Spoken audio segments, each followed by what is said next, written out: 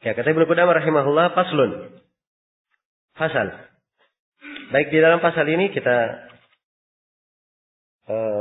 memfokuskan pada 9 pembahasan. Dalam pasal ini penjelasan tentang menggabungkan antara 2 orang bersaudara, 2 perempuan bersaudara, serta menggabungkan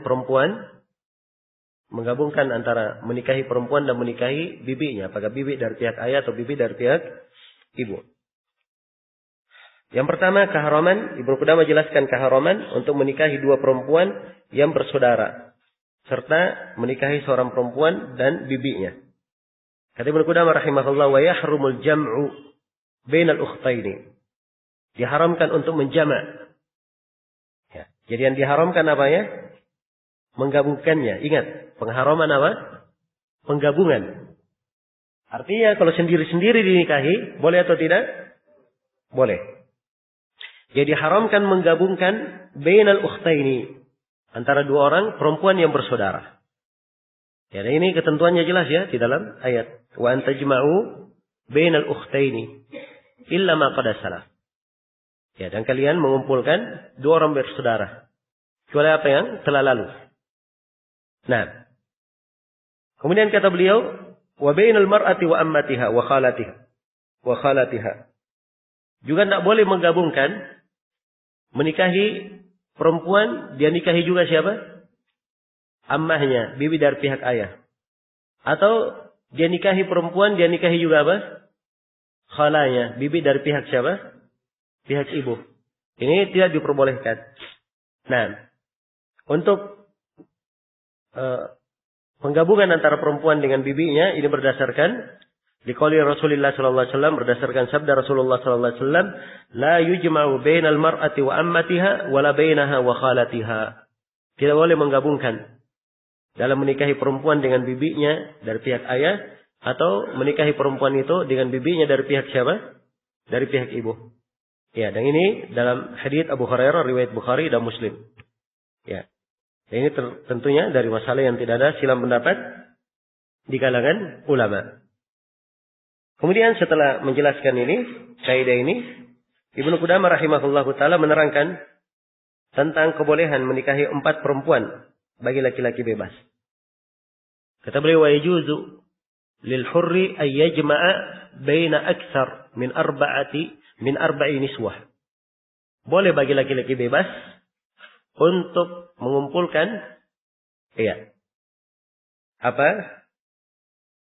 untuk menikahi lebih daripada 4 istri.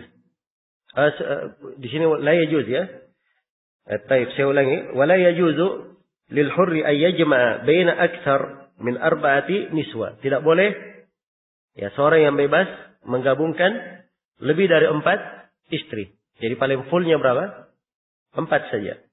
Nah, ini berdasarkan firman Allah Subhanahu wa taala, "Fankihu ma taba lakum minan nisa masna wa thulatha wa ruba." Ya, nikahilah perempuan yang sudah siap dinikahi, ya, 2, 3 dan apa? 4. Jadi paling banyaknya disebut berapa?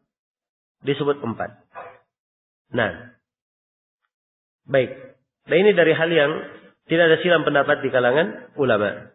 Karena itu datang dalam sebagian riwayat, ada orang-orang yang menikah, dia masuk Islam, menikah dan dia punya 10 istri, maka Nabi sallallahu alaihi wasallam perintah dia untuk memilih berapa? 4 orang istri saja dan mentalak yang terakhirnya. Mentalak 6 yang lainnya, mentalak 6 yang lainnya.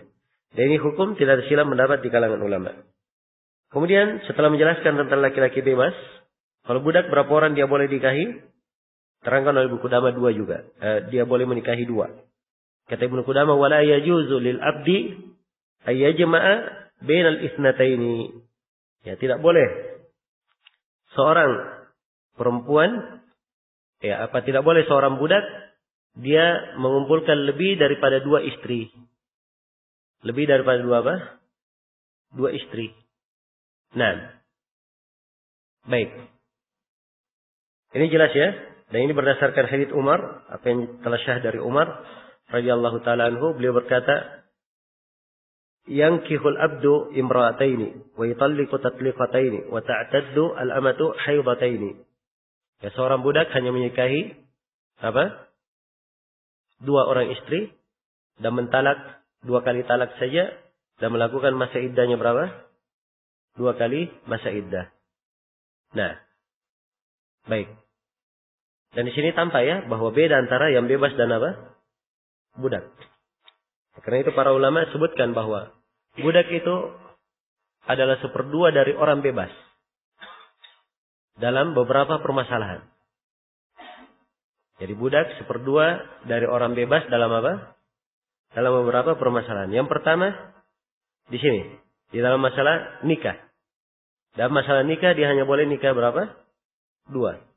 Sedangkan orang bebas nikah berapa? 4. Yang kedua dalam masalah talak. Orang bebas dia bisa mentalak 3. Dan budak mentalak berapa? 2. Ya, 2 ini dianggap setengah ya. Sebab 1/2 lebih sedikit. Ya. Karena itu dianggap berapa? Dianggap setengah.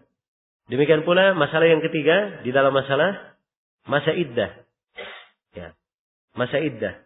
Masa iddahnya budak berapa?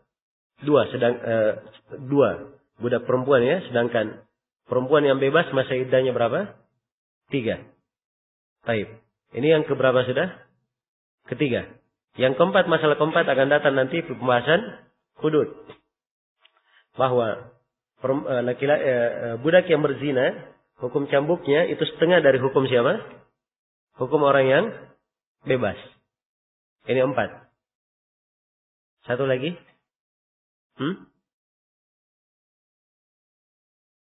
Ya, nanti kalau kita lewat ya, saya ingatkan lagi itu. Saya lupa sekarang yang satunya. Tapi insya Allah kita lewati nanti. Baik. Itu budak setengah dari apa? Setengah dari yang bebas. Ya. Kalau perempuan setengah dari laki-laki. Pada berapa permasalahan? Pada 5. Ya, sudah berlalu Ibnu Qudamah sebutkan atiyah, berarti semuanya 6. Jelas ya? Semuanya 6. Tapi memang masyhurnya ada 5. Jadi perempuan hukumnya setengah laki-laki pada 5 apa? 5 pembahasan atau 6 pembahasan. Ya selainnya sama dia dengan laki-laki, perempuan. Haji, umroh, sholat, tidak ada bedanya. Jelas ya? Hanya saja dalam 5 pembahasan, perempuan dia setengah apa? Setengah laki-laki. Yang pertama. Dalam warisan. Perempuan setengah laki-laki. Yang kedua. Apa? Nikah? Akikah? Ya. Baik, benar, akikah. Karena anak laki-laki 2 kambing, anak perempuan berapa? 1 kambing. Yang kedua? Saya tidak dengar.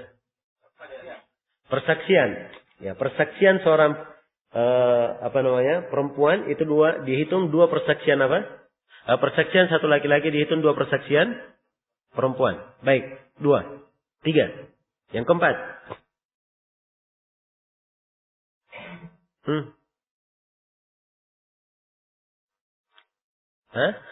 Habis. Baik. Pembebasan budak. Ya. Persaksian. Warisan. Pembebasan budak antum belum sebut ya. Sekarang saya sebut. Pembebasan budak. Ya, ini berarti yang keempat. Pembebasan budak. Ya, sebab di dalam pembebasan budak disebutkan kalau laki-laki yang membebaskan budak. Ya. Itu dihitung 1/2 nilai perempuan yang membebaskan budak itu 1/2 dari nilai laki-laki yang membebaskan apa? Membebaskan budak. Ya memang ada hadits ya, tapi mungkin haditsnya ada kelemahan. Ya. Hanya saja disebutkan fuqaha seperti itu. Pembebasan budak. Dan yang kelima adalah apa? Masalah dia. Kan datang nanti bahwa dia seorang laki-laki itu setengah, dia seorang perempuan adalah setengah dari dia apa? Laki-laki. Ini masalah yang kelima. Ibnu Qudamah sebut masalah atiyah kemarin ya, pemberian. Sebab dalam pemberian sama dengan apa? Ya, sama dengan warisan. Ya. Sama dengan warisan. Ini menurut pendapat yang rajih ya. Bahwa ketika memberi kepada anak harus adil. Adilnya bagaimana? Laki-laki dapat 2 kali bagian apa? Perempuan. Jadi semuanya 6 masalah. Walaupun atiyah ini banyak memasukkannya ke warisan karena dia sama saja.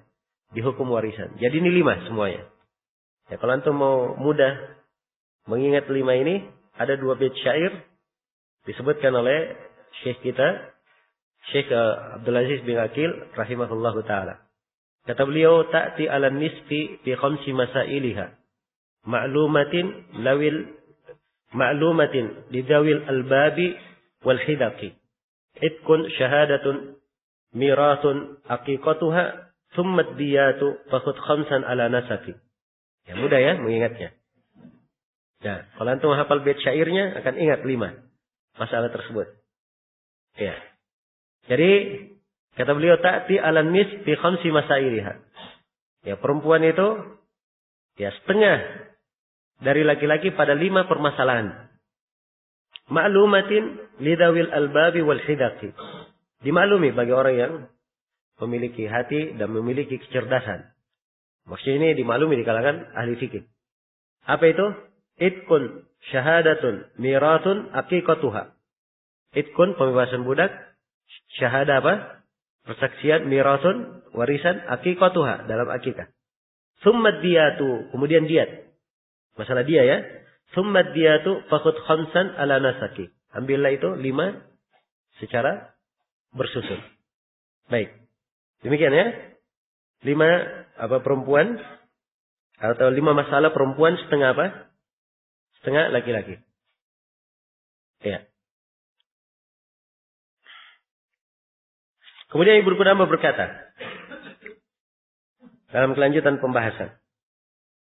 Nah, di sini sudah kita bahas tentang ketidaksyahan menggabungkan pernikahan perempuan-perempuan yang tidak boleh dinikahi secara bersama dalam 1 atau 2 akad. Baik, ini akan dibahas ya oleh Ibnu Qudamah di sini.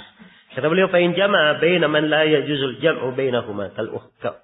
Nah, bainahuma fi aqdin wahidin fasada al-aqdu. Ya. Nah, sekarang ketentuannya.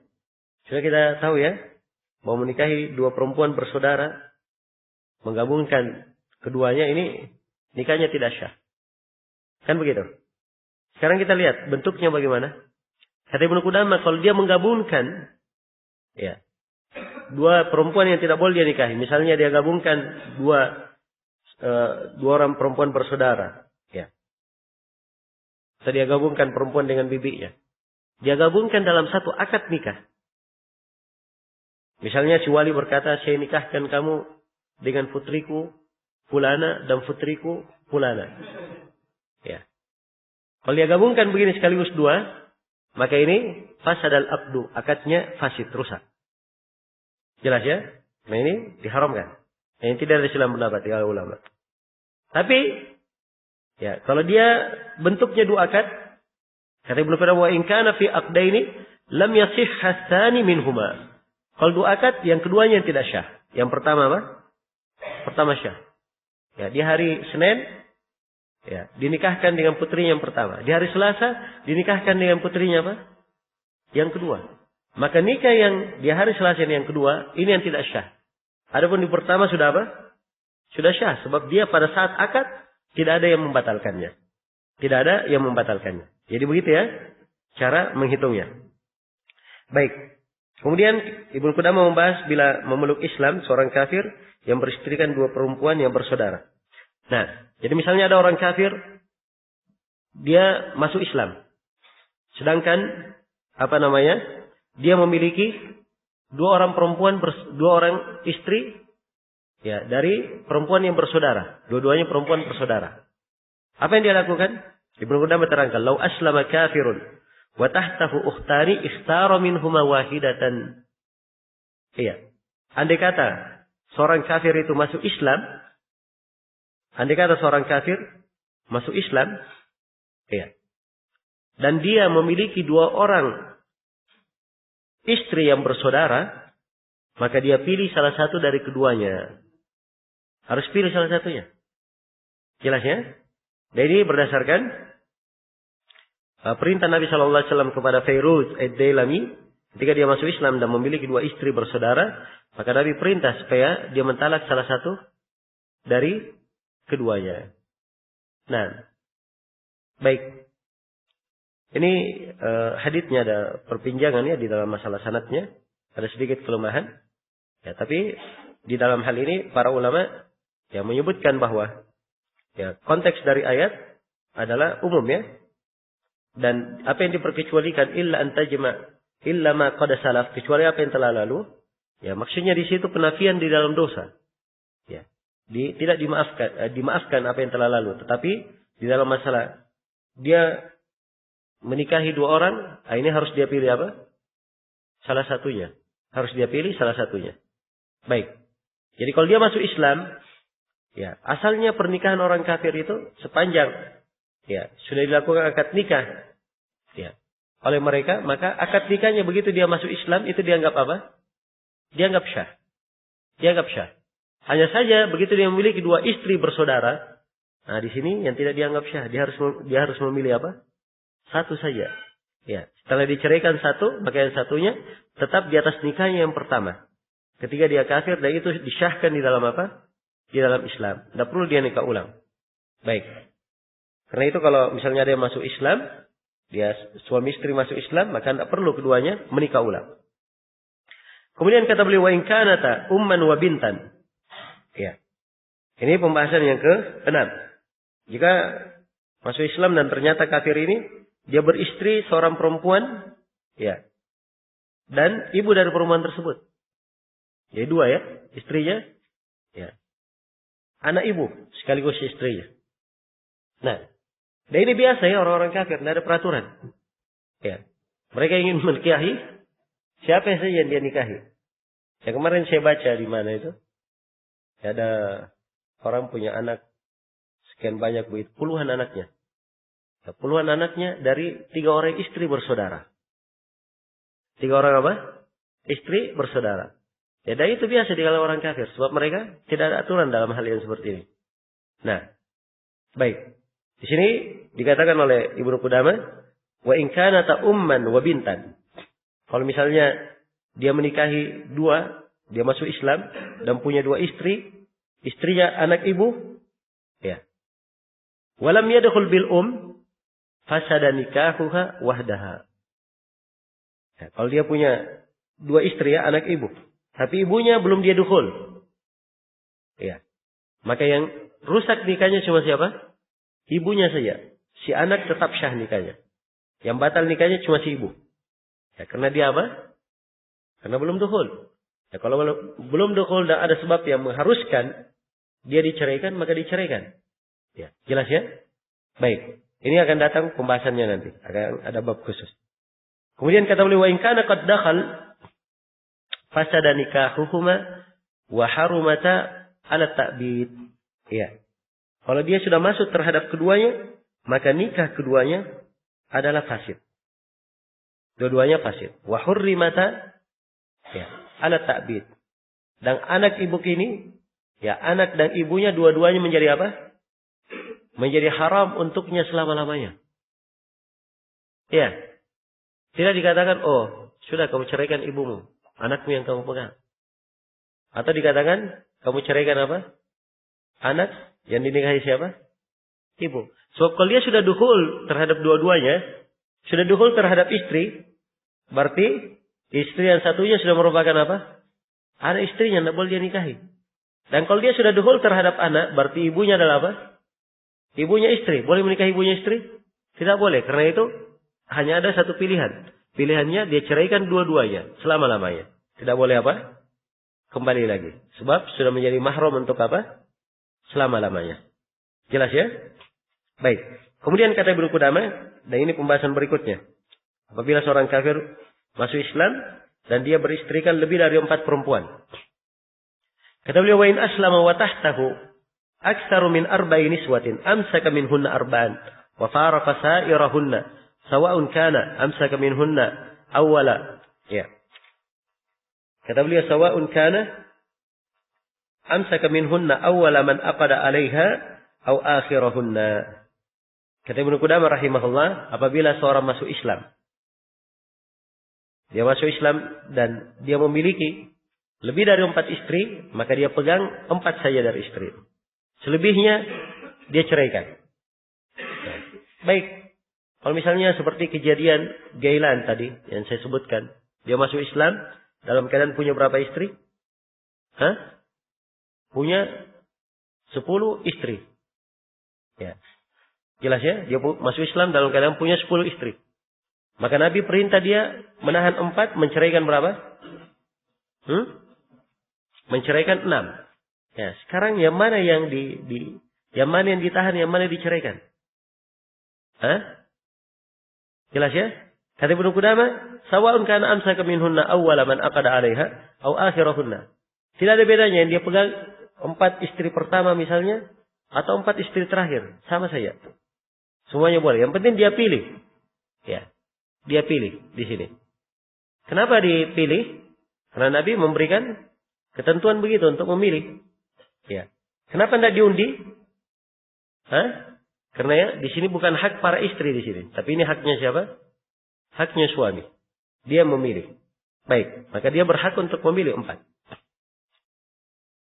Nah, ini subhanallah ketentuan, ya tidak boleh menikahi lebih dari 4. Ini seakan-akan pada sebagian negeri itu adalah ketentuan yang tidak dikenal. Ya, jelas ya. Nah itu ada sebagian orang yang subhanallah di Indonesia ini kadang diketemukan orang yang menikah punya istri berapa? Lebih daripada 4. Istrinya 5, 6, 7. Ya. KTP-nya Muslim semuanya. Ya. Tapi tidak mengerti tentang tuntunan Islam. Nah, dan ada, saya pernah baca berita di mana begitu. Dia punya istri lebih 100. Ya. Dan subhanallah dia dari negeri Islam juga. Ya, saya lupa dari negeri mana begitu. Ya, punya istri 100. Nah, lebih. Dan ini dari hal yang apa? Ya, hal yang menunjukkan dangkalnya pemahaman kaum muslimin terhadap hukum-hukum syar'i. Ya, karena itu pembahasan-pembahasan yang seperti ini itu kadang perlu diingatkan. Ya, perlu diingatkan. Ya, walaupun tidak selalu untuk diingatkan, tapi kadang pada suatu hal ya dari sisi syariat kalau dia jarang untuk diajarkan, jarang diingatkan, akhirnya dilupakan syariat tersebut. Dilupakan syariat tersebut oleh siapa? Oleh manusia. Iya. Baik. Nah ini menjadi tugas ya untuk para penuntut ilmu untuk memperhatikan hal-hal yang seperti ini. Kemudian Ibnu Qudamah menjelaskan tentang bila seorang budak kafir ya masuk Islam dan dia telah beristri lebih dari 2 perempuan. Kata beliau, wa kadzalikal abdu idza aslama wa tahtahu aktsar min asnataini. Demikian pula budak kalau dia masuk Islam dan dia punya apa? Lebih dari 2 istri. Maka dia memilih apa? Memilih 2 saja. Karena budak paling full dia boleh beristri berapa? 2. Kemudian kata beliau, ya, dan ini pembahasan yang terakhir tentang menikahi saudara perempuan dari istri yang telah ditalak atau masih berada dalam masa iddah, atau menikahi perempuan kelima sedangkan salah seorang di antara 4 istri masih berada dalam masa iddah. Nah, jadi ini 2 jenis perempuan ya. Kata beliau, "Man talaqa imra'atan wa nakaha ukhtaha aw khalataha aw khamisatan fi iddatiha lam yasih sawa'un kana talaq raj'iyan aw ba'inan." Iya. Kata Ibnu Qudamah, siapa yang mentalak istri? Siapa yang mentalak istrinya? Kemudian dia menikahi saudara perempuannya atau menikahi bibinya. Atau dia mentalak istrinya tersebut. Ya, kemudian dia menikahi istri yang kelima. Tapi 2 istri ini, pernikahan ini terjadi kapan? Fi iddatiha, di masa iddah si istri. Jadi ini 2 kejadian ya. Kejadian yang pertama, dia nikahi perempuan, saudara perempuan, dia talak seorang perempuan, kemudian dia nikahi apa? Saudaranya. Atau dia talak istri, kemudian dia nikahi bibinya. Jelas ya? Dan ini terjadi pada masa iddah perempuan yang ditalak. Masih di masa iddah ya. Ini kejadian pertama. Kejadian yang kedua, dia mentalak istrinya yang keempat. Istrinya yang keempat. Masih di masa iddah istri yang keempat ini, dia menikah lagi dengan istri kelima. Maka akadnya dengan istri kelima, ini juga dikatakan oleh Ibnu Qudamah tidak syah di sini. Tidak syah. Kenapa? Sebab dia menikah di masa apa? Di masa iddah. Menikah di masa iddah. Dan Allah Subhanahu wa taala telah berfirman, "Wala ta'zimu uqdatan nikahi hatta yablughal kitabu ajalah." Jangan kalian melakukan Ya. Akad nikah sampai kitab itu mencapai ketentuannya. Ya, maksudnya sampai apa? Sampai selesai iddahnya. Sampai selesai iddahnya. Baik. Iya. Dan ini saya kira jelas ya tentang pendalilannya. Iya. Oleh Ibnu Qudamah rahimahullahu taala. Nah, apa yang disebut oleh Ibnu Qudamah di sini? Apa yang disebut oleh Ibnu Qudamah rahimahullahu taala di sini? Ini adalah salah satu dari pendapat ya. Salah satu dari pendapat. Nah. Iya. Dan ada pendapat yang kedua. Dan pendapat yang kedua ini pendapat jumhurul ulama. Mereka berkata bahwa boleh perempuan itu, boleh seorang lelaki menikahi istri yang kelima. Atau menikahi istri yang dia talak. Menikahi saudara perempuan istri yang dia talak. Atau dia menikahi bibi dari perempuan yang dia talak. Walaupun istrinya di masa iddahnya. Iya. Tapi khusus di masa iddah yang apa? Talak bain. Talak yang sudah pisah. Talaknya talak apa? Talak 3. Jelas ya? Tapi kalau talaknya talak raj'i, nah ini tidak boleh ya, seperti yang disebut oleh Ibnu Qudamah. Tapi kalau talaknya talak bain itu kan sudah talak 3. Artinya sudah apa? Hah? Sudah lepas. Sudah tidak bisa kembali lagi. Iya. Istrinya sudah talak 3. Tidak bisa kembali lagi. Ya. Kemudian dia nikah dengan saudara perempuannya. Maka ini diperbolehkan. Menurut jumhur. Yang tidak boleh itu kalau dia ditalak apa? Ditalak raj'i. Dia talak masih menjalani iddah 3 bulan. Ya, talak raj'i. Nah ini tidak boleh. Kenapa? Sebab istri di masa itu masih status apa? Status istri. Ya kalau dia nikah dengan saudaranya itu masih dianggap menggabungkan antara dua orang bersaudara. Kalau dia nikah yang kelima, ini dia melanggar syariat. Nikah yang kelima. Sedangkan yang keempat masih status sebagai apa? Sebagai istri. Kecuali kalau sudah lepas iddah, itu sudah bain namanya. Ya. Jelas ya, sudah lepas. Maka barulah dia boleh menikahi. Dan pendapat jumhur di sini ini lebih kuat. Jadi sekali lagi kita simpulkan di pembahasan bahwa ya, tidak boleh menikahi istri, menikahi saudara istri atau menikahi perempuan yang kelima. Ya. Pada saat istri ditalak, ini hukumnya pada talak apa? Pada talak bain. Pada talak raj'i. Pada talak raj'i. Adapun pada talak bain, hukumnya apa? Hukumnya diperbolehkan. Iya. Baik. Karena itu ada teka-teki ya di dalam fikih ya. Ya. Laki-laki apa ada iddahnya atau tidak? Hah? Ya, ini permasalahannya ya. Laki-laki dianggap punya iddah di sini. Ya. Karena istrinya sedang menjalani iddah, dia wajib apa? Wajib menunggu. Dia talak istrinya yang keempat. Ya. Setelah dia talak, dia tidak boleh nikah yang kelima. Berarti dia jalani apa? Jalani iddah kan begitu. Ya. Hakikatnya dia tidak jalani iddah, tapi dia menunggu istrinya lepas apa? Lepas iddah. Ini pada dua keadaan ya. Tidak ada keadaan yang lainnya. Ada sekitar 5 pembahasannya disebut oleh al-fuqaha. Ini 2 diantaranya.